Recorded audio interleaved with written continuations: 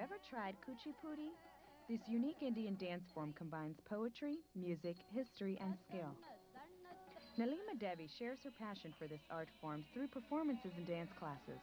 But there was a time when Nilimma had to face strong resistance before she could even put on her dancing shoes. When I began to dance, it was soon after the independence of India. And those were also the times when dance was still had its stigma. People from my family could not even think of the word dance. When I would even mention the word dance, my grandfather would leave the room. So it was that bad. It was for women of ill repute.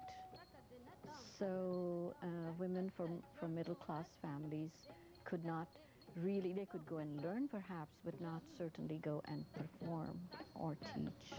That was a very big barrier for women. Within this past 100 years, India has been going through a great revival of arts, as part of the freedom fight, as part of regaining their identity as Indians.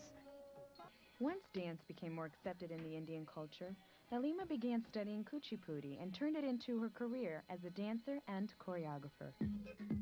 Kuchipudi, which came to the fore much later as compared to other classical dance forms, was basically performed by male Brahmins. Brahmins are the priestly caste, the intellectual caste of Hindu caste structure. My generation women were the first women who came and learned the form. The theme of the dance dramas was devotional. So it would generally depict the stories of gods and goddesses and the good morals that are there for the people to follow. So it was a very missionary kind of a dance theater. The dance form itself is marked by very fast rhythms. Hand gestures are important to all classical dance forms. In some forms, these hand gestures are taught in a very methodical way. And these hand gestures can go back. We have a written record of the hand gestures that goes back to 3rd century AD, 2nd century BC. Nilimma immigrated to the U.S., where she raised her daughter, Anila, and taught her about Indian culture through dance. Now mother and daughter share the same passion and often share the stage at performances. Occasionally I have felt in the past at least split exactly down this line where I really feel like I'm torn between being American and being Indian. And I finally, I'm 29 now, finally figured out that it's not a split. It doesn't need to be a schism, but it's actually coming together. And dance does that for me. Nilimma teaches dance classes at her studio in Maryland, the Sutradhar Institute of Dance and Related Arts.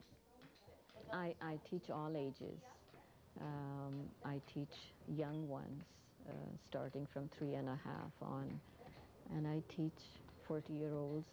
And I feel sometimes there are women, especially Indian women, who have great complex. Once you're past 20, 30, you cannot dance.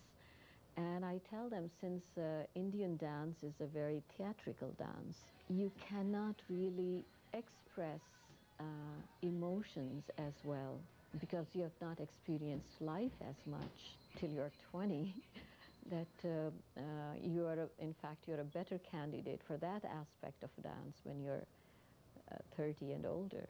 For each student, it's different. For children who are 5-year-old and who come to me, I teach them what this hand gesture is, which is pataka hand. And I have them put it on their piece of paper and trace it out.